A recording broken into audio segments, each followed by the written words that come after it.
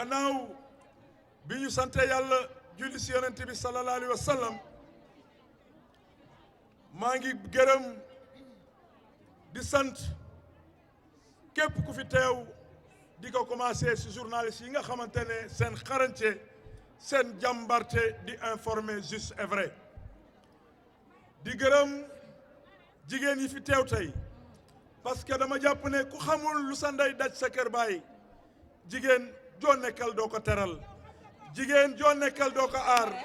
jigéen joo nekkal doo ko sàmm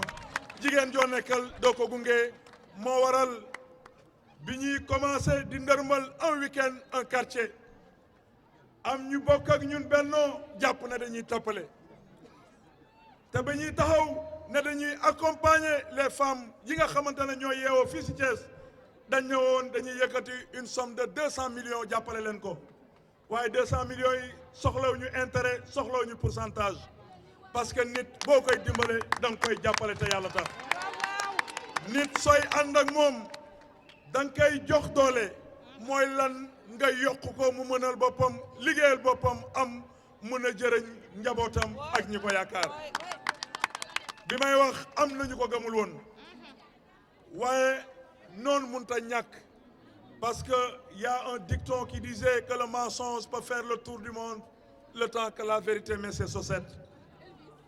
man day ñaanuma yàlla bokk ci leader yi nga xamante ne dañuy am sens interdit fii ci dëkk bi fii la ñu dëkk fii la ñu juddoo fii la ñu yeewoo waaye amuñu sens interdit fenn bu dee garde corps la am nañu njëgam waaye soxla nañ ko parce que jàmm lañ sekk ak askanu Thiès jàmm lañ sekk ak askanu Sénégal bi ñuy war di wax la ñu dige woon ci yenn koñ yi suñu borom ak ndimbalam matale nañ ko nit mënta matal lépp suñu borom rek moo mën a matal waaye man ñaan naa yàlla lépp lu ma digalante ak askanu Thiès ma mottali ko ci kàttanu yàlla ak ndimbalam moo waral bi may def un week-end un quartier dama ne groupement bu njëkk a pare dinaa ko jox indil ma carnet dinaa ko jox 20 millions mu commencé liggéey bi ma ko waree am ñu taxaw ne loolu du am far ñii mouvement Amazone bi nga xamante ne mooy mouvement jàppoo ànd liggéey ñoom ñoo njëkk a defar seeni carnet munoon naa leen jox chèque waaye duma ko def comme dëkk bi réew mi dafa tëradi man nay leer Massaly bëggul lëndëm nay leer saay nay leer Massaly bëggul lëndëm nay leer saay nay leer Massaly bëggul lëndëm nay leer saay nay leer Massaly bëggul lëndëm moo waral yéen a ma njëkk a jox seen carnet parce que bokku ngeen si ñu gëm financement yi moo waral seen 20 millions liquide baa ngi nii ma indi fas yéene leen ko jàppale pour ngeen liggéey xaar Sall mooy trésorier bi danaa ko remettre léegi suma paree publiquement ngeen gis ko seen xaalis a ngi noonu laajuma leen intérêt laajuma leen dara la ma bëgg mooy may naa leen diir juróom benn weer ngeen liggéey commencé rembourser ngeen fay ko waaye laajuma leen intérêt laajuma leen dara beneen bi si topp mooy bi ñu demee quartier Wango suñu yaayu séeréer si nga xam ne maire Gamou Ndione moo leen jiite nga xam ne maire Gamou Ndione moo leen jiite dañu sollicité woon ne ñun suñu quartier Wango ab teen la ñu am te teen bi ñu am maire yi fi nekk dañoo jukki ba seen loxo yi ndootul jukki ñu ne ma leen de lañu soxla si yow Massaly nga dimbale ñu may ñu pompe moom rek lañ soxla te sa yaay yi toog nga xam ne dañoo root ba seen loxo nagam ñoom ñoo ko bëgg nga dimbale leen ko ma ne leen la ngeen ma ñaan danaa leen ko defal parce que man awma kurul sama waajur bu jigéen ma ne leen la ngeen soxla danaa leen ko defal moo waral ma jënd moto pompe fii Mangane di leen koy installé moto pompe ngeen ma ñaan mais Mangane dina ànd ak yéen tey dana leen ko installé lépp li si war si ay tuyau dinaa ko fay jëndal leen ko ngeen commencé di root ci kàttan yàlla suñu borom beneen bi mujj mooy ñëpp xam nañ Pa Gueye ñëpp xam nañu adjudant Gueye ñëpp xam nañu imam Dame Sakho seen xarañte seen njàmbarte seen gëm bi ñu gëm le président Macky Sall ak défense bu ñuy jàppale président Macky Sall fii si Thiès muy si wax sa xalaat yi muy si panel yi muy si débat yi muy si fépp ñoom dañoo liggéey wane ko prouvé ko moo waral ëllëg lundi si kàttan yàlla suñu borom ma fas yéene leen jox ñetti billet Makka ñu doon ziyaare ji yonent bi sallallahu alayhi wa sallam da nga koy génne parce que man je fais du concret je ne parle jamais pour parler génne leen lépp si pochette yi ngeen génne passeport yi génne visa yi génne billet d'avion yi journaliste yi mun ko jël askanu Thiès yëpp gis ko. réew mi li ko yàq mooy politique ku naxaate nit ñi kenn moomu leen ku leen dimbale ñu dimbale la ku leen nekkal ñu nekkal la ku leen jàppale ñu jàppale la loolu rek moo fi nekk leneen nekku fi man kenn lay taxaw kenn lay jàppale muy suma mag di suma xarit muy le président Macky Sall parce que moo fi def kenn mu deful moo fi liggéey lu fi kenn liggéeyul moo fi tabax lu fi kenn tabaxul ku mel noonu askanu Sénégal ñàkk ko danañu ñàkk lu doy waar bu demee tey ba joxoñal ñu la personne du premier ministre Amadou Ba askanu Thiès askanu Sénégal war nañoo takku liggéey ngir fal ko au premier tour ñu continuer waat liggéey li nga xamante ne moom la président Macky Sall def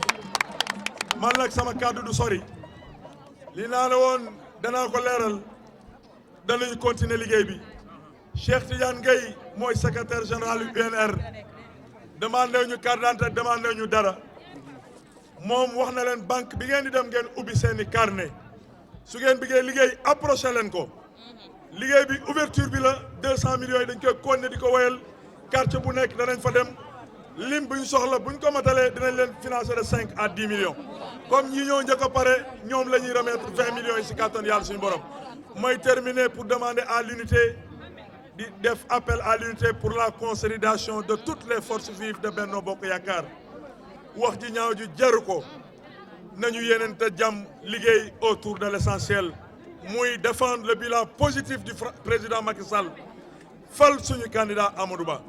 man ku may dimbale bu ma utal noonu xuloo ma kenn jotew ma kenn yónniw ma kenn yabalu ma kenn Thiès ñëpp sumay xarit lañu opposition bi sumay xarit lañu pouvoir bi samay xarit lañu waaye nag li may tëjee mooy dañu am ay gan yu bees yoo xam ne dañu bëgg Sénégal soppeeku dinañ ñëw léegi fasal ko wane ko muy ay démissionnaires yu bokk ex-Pastef te Mouhamed Bangoura jiite leen ak 5 personnes fas yéene nañu ñëw fii démissionné si kanamu journaliste yi bis ni ki tey dañu ñëw UNR ñu àndandoo liggéey fal le premier ministre Amadou Ba jërë ngeen jëf jërë ngeen jëf. la may tëjee mooy maa ngi dégg des hommes courts aux idées très courtes muy opposition bi nga xamante ne maa ngi siy dégg ab ndaw bu tudd Barthélémy Dias di def ay menaces ma koy xamal ne bul jàpp ne gis ma ci caméra yi seen ma Paris da nga foog ne dama fay toog maa ngi fi Sénégal ñibbisi naa dama bëgg nga arrêté ta nga yem ku génnewul pistolet tiirewu ko ci kayu nit kenn du ko accusé ba ñu koy jàpp tu as fauté devant tout un peuple da nga wuy ci par force danañ la daan danañ la condamné parce que liñ lay tumaal yow yaa ko def say menace nag laa bëgg nga arrêté ko jàppal ne président Macky Sall am na ay ndaw yu mat ay ndaw am na ñu ko matal am na ñu mën a xeexal république bi am na ñu mën a xeexal démocratie ñi fi nekkoon démb tey ñu ngi fi toog ñu yoroon doole opposition bi xam nañ leen bu baax ñoom ñoo rangé wu tey di jàppale président Macky Sall Barthélémy xam nga man xam naa xam nga ne jinne pesu la tëdd la Moussa pes te dinañ jàkkaarloo yow si kàttan yàlla suñu borom kon nag jërë ngeen jëf jërë ngeen jëf. Chers militants, sympathisants et sympathisantes, chère population de la ville de Thiès. Dans le cadre de nos activités, un week-end, un quartier, j'étais à la Cité Lamine pour y rencontrer les femmes afin d'échanger avec elles sur le bilan du président Macky Sall, sur le candidat de Benno Bokk Yaakaar, Amadou Ba, et sa ferme volonté de les soutenir. J'en avais profité pour dire aux femmes que je mettrai 200 millions pour financer les femmes de la ville de Thiès. Mais des gens aigris, méchants et malhonnêtes qui prétendent soutenir le président Macky Sall pensaient que ces financements n'étaient que leurre et mirage. Ils ont investi les médias pour jeter l'anathème sur notre modeste personne, mais leurs entreprises de diabolisation s'est effondrée comme un château de cartes. Nous avons tenu parole, la preuve par mille. En effet, par rapport à ces financements, nous avions décidé de laisser une marge de 6 mois, voire 1 an aux groupements bénéficiaires afin de leur donner le temps, la latitude et en toute tranquillité de travailler pour pouvoir payer sans pression. Nous sommes réunis ce dimanche 17 décembre pour remettre au groupement Amazon Diapo Andi Liguey un financement liquide de 20 millions. Mieux,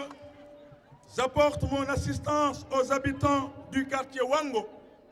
qui m'avaient sollicité pour une pompe pour un puits. J'ai acheté la pompe, laquelle sera remise aux populations à la fin de la cérémonie. Cerise sur le gâteau, j'ai décidé d'octroyer 3 billets à la Mecque pour la Umrah de demain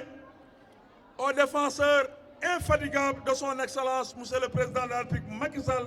dans les réseaux sociaux et dans les groupes WhatsApp. Ce n'est pas tout. Nous allons organiser un grand forum sur l'emploi et l'immigration clandestine pour sensibiliser les jeunes et les accompagner dans la formation. C'est dire qu'à l'Union pour une nouvelle République, nous faisons du concret, contrairement à ce que nous avons donné la mairie. Ces nouveaux maires ne s'intéressent aucunement aux préoccupations des populations. Ils ont des problèmes de prébendes et de sinécures. Ils ne s'intéressent qu'à leurs problèmes et non à ceux des populations. C'est pourquoi nous sollicitons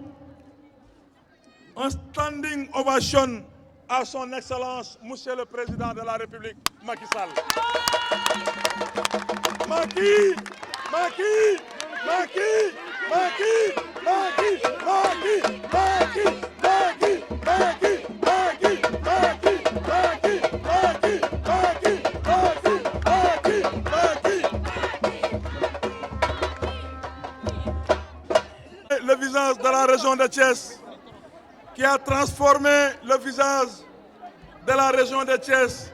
en particulier et du Sénégal en général. Je demande aux Thiessois et Thiessoises de soutenir également le candidat Amadou Ba pour qu'il puisse remporter la présidentielle de 2024 dès le premier tour. Ces derniers mois qui nous séparent de l'élection présidentielle de février 2024 auront l'heure de faire découvrir aux Sénégalais les véritables faces et les personnalités de ceux qui ont et défendent l'actualité sociopolitique. Des hommes et des femmes sans vergogne, sans foi ni scrupules, emplissent l'espace public. Ils tentent ainsi de mener les populations par le bout du nez en leur imposant des choix concoctés dans les laboratoires nausés de l'opposition. Le sang lexical du parti d'ex-Pastef dissous ne s'extirpe jamais de la mort, de la démagogie, de l'insurrection et de la haine. Des hordes de gens, à travers Internet, déversent au quotidien des insanités sur leurs concitoyens qui ont commis le seul crime de ne pas penser comme eux. Politiques, intellectuels, journalistes, chefs coutumiers, guides religieux, plus aucune conscience n'échappe à la furie verbale de ces barbares que notre pays a enfantés et qui, dans l'écrasante majorité des cas, élisent domicile dans les départements politiques à l'odeur fétide du parti dissous d'Ousmane Sonko. Quant à Barthélémy Diaz, dont l'ombre surgit du logis ténébreux, des insulteurs d'élite. Il en hable trop et en fait partie le goût en illustrant des limites et un gros manque d'ambition. Son procès relatif à l'affaire Ndiaga Diouf, programmé, il sautille, gambatte, infeste des spéculations labyrinthes et infecte des données qu'il ne maîtrise même pas. Épiant des forfaitures à faire endosser à tierces personnes, la lâcheté et la veulerie ont encore de beaux jours devant nous. Je vous remercie.